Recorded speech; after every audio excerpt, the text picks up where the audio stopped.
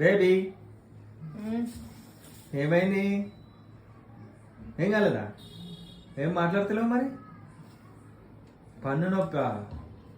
తినే రోజు చాక్లెట్ తిను, చాయ్ తాగు, 3 times చాయ్ తాగు, స్వీట్స్ తిను.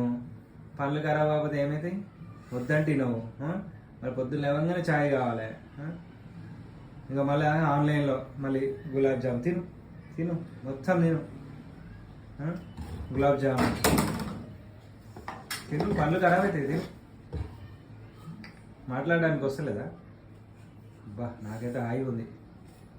నువ్వు మాట్లాడతలే కదా, లేవు అంటే బేబీ బేబీ బేబీ అంటావు. బా ప్రశాంతంగా ఉంది.